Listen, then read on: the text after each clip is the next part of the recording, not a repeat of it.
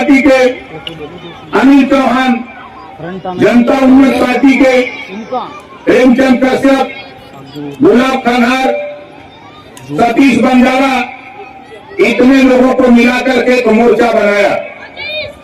धीरे धीरे मोर्चा अपना कार्यक्रम चलाता रहा।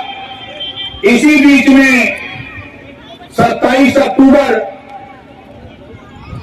समाजवादी पार्टी से समझौता हुआ। ये समझौता क्यों हुआ, आपके दिमाग में होगा। ये मोर्चा बना था, मोर्चा अकेले चुनाव क्यों नहीं लड़ा? साथियों, उत्तर प्रदेश की जनता बदलाव चाहती, भारतीय जनता पार्टी से निजात चाहती है।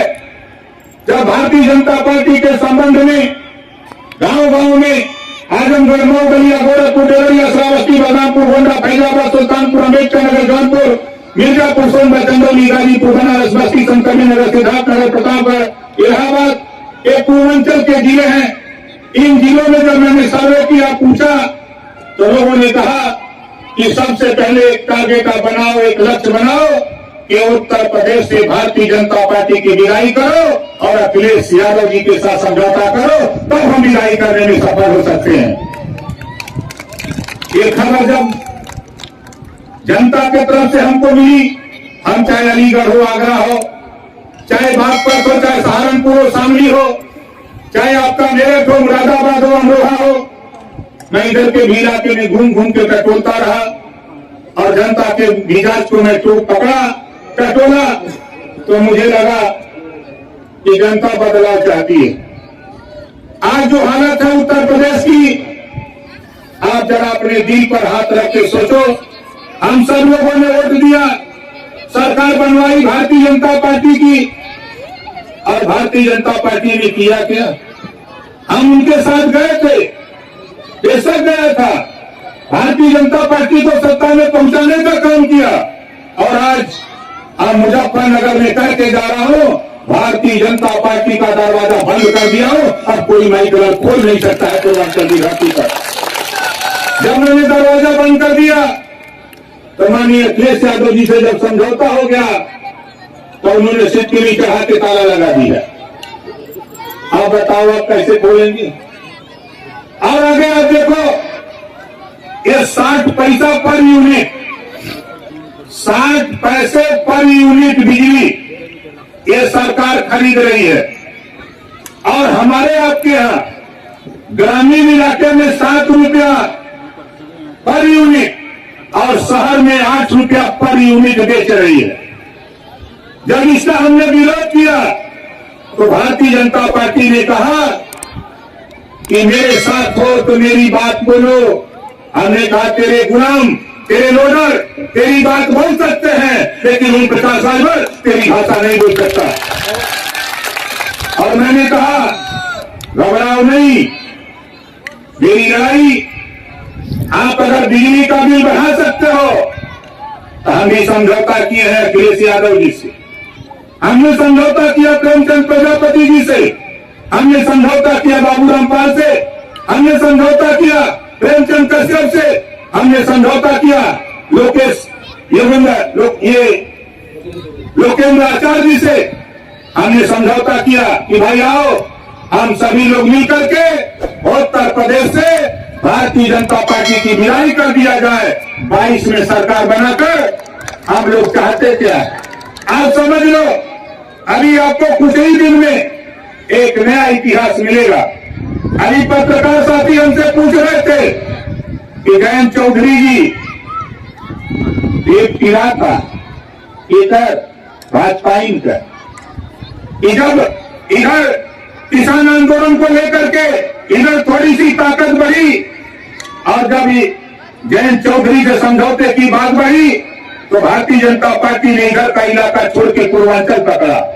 और पूर्वांचल में तो ओम प्रकाश राजभर, हम वहां उनकी औकात बता दूंगा। 153 सीटें हैं पूर्वांचल में, इनको दहाई नहीं पहुंचने दूंगा जो ओम प्रकाश राजभर यहां करके जा रहा हूं। और 22 की सरकार बना के हम लोग क्या चाहते हैं? घरेलू बिजली का बिल 5 साल लगातार तेरा माफ कर दिया जाएगा, एक भी पैसा बिजली का बिल नहीं देना पड़ेगा। अब आपके दिमाग में होगा कि ये पैसा कहां से आएगा। हमारे वोट के बल पे देश के प्रधानमंत्री माननीय नरेंद्र मोदी जी बनते हैं और ये कर्जा माफ करते हैं किसका, गुजरातियों का।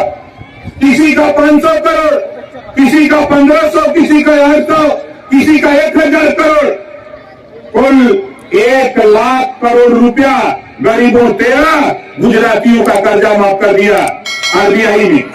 जिन लोगों ने लोन लिया था बैंकों से, गुजराती उनका कर्जा माफ हो गया। अगर हमारे वोट से, उत्तर प्रदेश के वोट के बल पे गुजरातियों का कर्जा माफ हो सकता है, तो उत्तर प्रदेश के वोट के बल पर उत्तर प्रदेश का घरेलू बिजली का बिल भी माफ हो सकता है। ये ओम प्रकाश राजभर ने सीखा।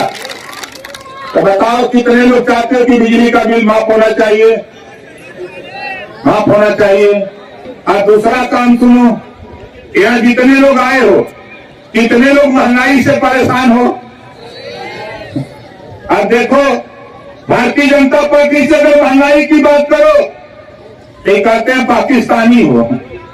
इनसे अगर सरसों का तेल 50 रुपया से 200 हो गया तो कहते हैं तुम राष्ट्र विरोधी हो। अगर इनसे कहो कि 400 का गैस सिलेंडर 1000 हो गया तो कहते हैं तुम अफगानिस्तानी हो। महंगाई की बात करो तो बुरा लगता है। इस नाते साथी घबराओ नहीं, नकल मारो अकल आ जाएगी। अभी आपने देखा देश में चुनाव हुआ, बाई इलेक्शन, उपचुनाव हुए और उपचुनाव में भारतीय जनता पार्टी सब सीट हार गई। चुनाव हारते ही 12 रुपया डीजल का दाम कम हो गया। 12 रुपया डीजल और पेट्रोल का दाम कम हो गया, खाली बाई इलेक्शन उपचुनाव हारते हुए। तो हमने तो नकल मारा और आपसे कह रहा हूं कि अकल आ जाए। उत्तर प्रदेश से भारतीय जनता पार्टी की विदाई कर दो, डीजल और पेट्रोल आधा दाम हो जाएगा, महंगाई अपने आप कम हो जाएगी। ये तो रास्ता दे दिए कि देखो हमको हराया तो 12 रुपया, उत्तर प्रदेश से हरा दो तो आधा। ये संकेत दे दिया। इस नाते महंगाई से निजात पाने के लिए जो एक टैक्स लगा करके हमारे आपके ऊपर ये खून चूस रहे हैं। मैंने माननीय अखिलेश यादव जी से बात किया, उन्होंने कहा कि जाओ, चाहे 200 हो, 500 हो, 10,000 हो, 20,000, 1 लाख, 2 लाख हो, जाकर सीना ठोक के कहो कि जिस दिन सरकार बनेगी उस दिन महंगाई हम टैक्स हटाएंगे और महंगाई पे काबू पाने का काम शुरू करेंगे। आप बताओ महंगाई कम किया जाए कि न किया जाए? कितने लोग चाहते हो कि महंगाई कम किया जाए? काम किया जाए। अब तीसरा काम देखो, देश एक है, संविधान एक है, प्रधानमंत्री एक, राष्ट्रपति एक और कानून दो। कानून दो, एक तरफ प्राइवेट स्कूल, दूसरी तरफ सरकारी स्कूल। प्राइवेट स्कूल में कैसे कंप्यूटर और प्राइवेट स्कूल में, सरकारी स्कूल में कैसे कबूतर, कैसे कंप्यूटर पढ़ के हवाई जहाज चलाएगा। गरीब, कमजोर, अति पिछड़ा, अति दलित एक से कबूतर पढ़ के आगे धान काटेगा, धान के खेत में खाद उखाड़ेगा। ये काम बंद। 22 में गरीबों सरकार बनाओ, एक समान शिक्षा। जो पाठ्यक्रम प्राइवेट स्कूल में होगा वही पाठ्यक्रम सरकारी स्कूल में लागू करा करके मांगूंगा। दूसरा काम शिक्षा पे, अनिवार्य शिक्षा, स्नातकोत्तर तक, कापी, किताब, फीस, दवाई, भोजन, वजीफा, कपड़ा, जूता, मोजा, टाई, बैग, कलम फ्री में, स्नातकोत्तर तक बिना पैसा में पढ़ाने का कानून। इसके बाद जो माँ बाप अपने बेटा बेटी को स्कूल नहीं भेजेगा, ऐसे माँ बाप को जेल भेजने का भी कानून बनाऊंगा। बोलो सही रहेगा कि नहीं सही रहेगा? सही रहेगा ना। और चौथा कानून देखो क्या बनाने की तैयारी में है। तो भगवान न करे, ऊपर वाला न करे, कोई बीमार हो, लेकिन व्यवस्था है, कोई भी गरीब का बीमार होता है तो पैसे के लिए अपना खेत रकम गिरवी रख देता है, जमीन रख देता है, ब्याज पे रुपया लेके उस बीमार अपने परिवार का इलाज कराता है। हमने भी देखा, मैं जहां से विधायक हूं, गाजीपुर के जहूराबाद से आज के तारीख में आप गूगल पे जाके पूछ लेना, 6 करोड़ 28 लाख रुपया गरीबों के इलाज के लिए हमने अपनी कलम से जहूराबाद की धरती पर देने का काम किया। आप भी एमएलए बनाते हो, आपके भी क्षेत्र से एमएलए होगा। क्या किसी एमएलए ने किसी गरीब के इलाज के लिए 5,000 रुपया दिया? बोलो दिया? नहीं दिया। जब हमने उत्तर प्रदेश में 75 जिले में घूम करके, चाहे वो बुंदेलखंड का इलाका हो, चाहे सहारनपुर मंडल हो, चाहे आपका मेरठ मंडल हो, चाहे मुरादाबाद का मंडल हो, अलीगढ़ हो, आगरा हो, हम 18 मंडल में घूम करके टटोले, तो मैंने भी सोचा कि चलो सरकार बना लेते हैं। रुपए की कमी नहीं, सरकार बनाकर एक कानून बना देते हैं। कोई भी गरीब बीमार होता है, किसी जाति का हो, चाहे इलाज कराना है, ऑपरेशन कराना हो, जितना रुपया लगेगा उतना रुपया सरकार देगी और गरीबों का इलाज फ्री होगा। ये कानून उत्तर प्रदेश में बनवाना चाहते हैं। तो बताओ, ये कानून बनना चाहिए कि नहीं बनना चाहिए? बनना चाहिए। पांचवा चीज हम क्या चाहते हैं, जे करे घरे 10 परिवार हो और राशन कार्ड में 4 लोगों का नाम हो। जिस परिवार में 10 लोग हो और राशन कार्ड में 4 लोगों का नाम हो, तो बताओ 10 लोगों को राशन मिलेगा? 10 लोगों को राशन मिलेगा? नहीं मिलेगा। इसी नाते भारतीय जनता पार्टी भाग रही है। जातिवार जनगणना कराने से हम लोगों ने मन बनाया, अखिलेश यादव जी से तय हुआ है कि उत्तर प्रदेश में 22 में सरकार बनाकर जातिवार जनगणना कराकर जितना बजट होगा उतना बजट सभी जातियों के विकास के लिए उत्तर प्रदेश में इलाज कराने का काम किया जाएगा। तो कितने लोग चाहते हो कि जातिवार जनगणना हो जाए? सब लोग चाहते हो, लेकिन यहाँ बैठे हुए ही लोग क्या चाहते हैं? दुनिया में अगर झूठ बोलने वाला कोई नेता है तो उसका नाम है नरेंद्र मोदी जी। नरेंद्र मोदी जी दूसरे नंबर का झूठा अगर कोई उत्तर प्रदेश में। अब आप देखो, अब आपको तो पता नहीं होगा, हम ऐसे कह दिए। मोदी जी ने कहा था, सौगंध मुझे इस मिट्टी की, सौगंध मुझे इस मिट्टी की, देश नहीं बिकने दूंगा। रेलवे बेच दिया, बैंक बेच दिया, LIC बेच दिया, BSNL बेच दिया, कोयले की खदान बेच दिया, भाषण दिया। अरे हवाई चप्पल पे चलने वाले गरीबों, घबराओ नहीं, तुझे हवाई जहाज पे उड़ाऊंगा, जो हजियो बेच दिया। आप बताओ, तब बोलो झूठ बोल रहा है कि नहीं बोल रहा है?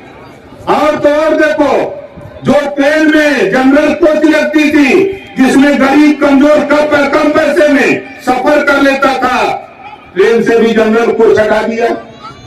यह है इनका काम। इन्होंने वादा किया था आपसे, देश की जनता से, हम सरकार बनाएंगे तो 15-15 लाख देंगे, खाता खुलवाएंगे। सरकार तो बन गई, बनता है। गृह मंत्री का बयान बता कि हम तो वोट ले बदल जुमला बोल रही खाली। गृह मंत्री का जुमला बोले थे, आवाज जुमला लेके रोआ पाई तो हाँ जुमला पूरे झोला में भरा के हम आना देना उन प्रकाश साइबर कसल अपने माँ बाप का फायदा नहीं। आवाज तू वोट मांगे, आवाज सुन।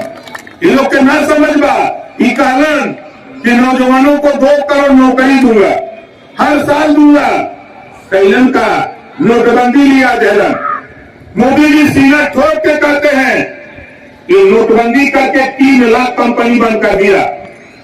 वो कंपनी में मोदी जी तो हर घंटा काम करता रहा, बंद कर दिया। कौन काम करता था? यही बंकी समाज के लोग काम करते थे।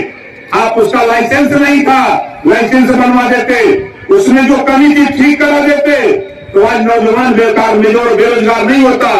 GST ले आए, एक देश एक टैक्स होगा, GST ले आए और 6 लाख कंपनियां बंद कर दिया। 6 लाख कंपनी बंद, दोनों को जोड़ दीजिए तो 9 लाख कंपनी बंद। 12 करोड़ लोगों का रोजगार छीन लिया मोदी जी ने, और नारा देते हैं कि 2 करोड़ हम देंगे।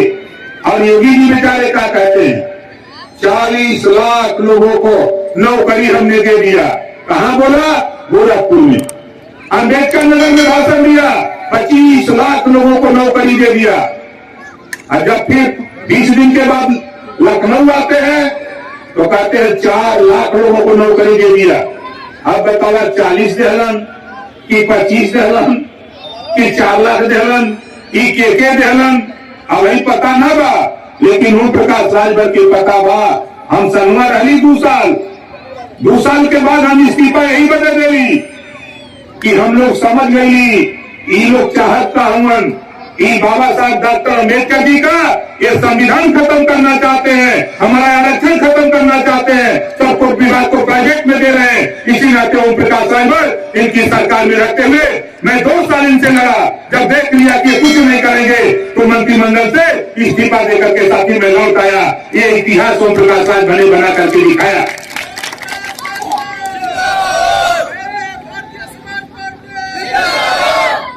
अब बता लड़ाई सही हो कि गलत था? जो हम लोग लड़ाई शुरू कैले भाई, ये लड़ाई सही हो कि गलत था? सही बात। कितना जने जो सही लगत बा? सही लगत था ना? सही लड़ाई लड़ल जाए कि न लड़ल जाए? लड़ल जाए। कितना जने चाहत हुआ कि लड़ाई जाए? चाहत हुआ ना? तो देखा एक काम करे के बाद हम 27 अक्टूबर के मऊ के धरती पर एक नारा लगौले भाई, वहां नारा लगौले भाई कि बंगाल में केला हो गए तो उत्तर प्रदेश में खदेरा हो गए। बोला होई कि ना होई? अब बढ़िया खदेरा हो गए। और दूसरा नारा 17 तारीख को हमने गाजीपुर से शुरू किया है, जब तक भाजपा की विदाई नहीं तब तक कोई ढिलाई नहीं। जब तक भाजपा की विदाई नहीं तब तक कोई ढिलाई नहीं। इनके विदाई कर देवे के इनका दवाई हम पूर्वांचल से शुरू कर ले। हम 13 तारीख के आवत है शामली में, 13 तारीख को हमारे शामली में, और शामली में भाई मनोज कश्यप जी जा रही है। जोरदार ताली बजा के इनका स्वागत करिए।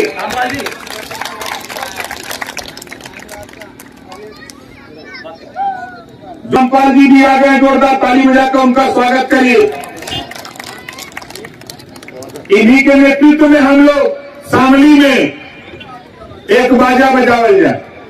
बोला बजा के ना बजा के चाहिए ना। वहां हम लोग मन मिजाज बना के ये देखा देवल जाए कि अगर उधर बलिया से तोहर विदाई है, इधर शामली से ही तोहर विदाई है। और यही 27 तारीख के आप लोग सोशल मीडिया पर देख लिया, टीवी पर देख लिया। यही 27 तारीख को हरदोई में, लखनऊ जो उत्तर प्रदेश का मध्य है, लखनऊ मध्यांचल में भी भारतीय जनता पार्टी की विदाई हम सब हरदोई में 5 लाख लोगों को जुटाकर वहां से विदाई करने जा रहा हूं भारतीय जनता पार्टी का। आप देखिएगा 27 तारीख को सोशल मीडिया पे देख लीजिएगा, टेलीविजन पे देख लीजिएगा, आपको मिलेगा। आपको वहां जाने की जरूरत नहीं है। हम अपने नेताओं से कहूंगा कि आप जरूर आइएगा, कम से कम आंखों देखी आप वहां देख लीजिएगा। हमारे अमरीश कश्यप जी हैं जो सहारनपुर मंडल के मंडल अध्यक्ष हैं, भाई अमरीश जी को मंडल अध्यक्ष बनाया जा रहा है। और हमारे मनोज कश्यप जी को भारतीय समाज पार्टी का प्रदेश का महासचिव बनाया जा रहा है। जोरदार ताली बजा करके मनोज जी का स्वागत करिए आप लोग। और आज हमारे बीच में भाई श्रीमती मधुबाला तुरैया जी जो जिलाध्यक्ष महिला मोर्चा की है, जोरदार ताली बजा करके इनका स्वागत करिए। ये रामपुर से आई हैं भाई शरण कुमार कश्यप जी जो समाजसेवी जिला रामपुर हैं। और हमारे संदीप बंजारा जी, अभी आप लोग नया नाम सुनते होंगे बंजारा जी का। पूरे उत्तर प्रदेश में ये बड़ी मजबूती से ये भाजपा की विदाई की तैयारी में है। हमारे संदीप बंजारा जी हैं, संजय बंजारा जी हैं, सौरभ कश्यप जी हैं, दीपक वाल्मीकि जी हैं, संजय कुमार जी हैं। ये सभी साथियों के नाम पे एक बार जोरदार ताली बजा करके स्वागत करिए। देखा ताली बजाओ में तो हम रुपया ना मांगते ही भाई। अब देखिए ये ऋतुराज कश्यप जी हैं, जोरदार ताली बजा करके इनका स्वागत करिए। आप देखिए इधर की समस्या, हमारे देश के प्रधानमंत्री जी ने कहा था आज के 7 साल पहले कि हम पश्चिम में हाई कोर्ट देंगे, कहा था कि नहीं कहा था? 7 साल बीत गया, आज तक नहीं दिया। और आगे देखिए क्या खेल होता है। हमारे मोदी जी ने कहा था, अरे गरीबों घबराओ नहीं, अरे गरीबों घबराओ नहीं, 14 दिन में गन्ना का भुगतान करूंगा। अरे किसानों घबराओ नहीं, 14 दिन में किसानों का भुगतान होगा। और गन्ना लेके इधर से हिलोगे, उधर पैसा ले लो। गन्ना का भुगतान भाई ये भाजपा अभी उत्तर प्रदेश से जाए के अंदर तैयारी बा। यही वजह हम बहुत कुछ नहीं, आपसे सिर्फ इतना कहूंगा साथियों कि आपस में जो प्रदेश में नफरत की राजनीति भाजपा ने पैदा किया है, हम भाईचारा की राजनीति शुरू करें, हम मिल्लत की राजनीति शुरू करके हम हक अधिकार मान सम्मान की लड़ाई लड़ने की शुरुआत करें। इसी बात के साथ हम अपनी बारी को यहीं विराम देता हूं। जय सुहेलदेव, जय भीम, जय कश्यप, जय भारत।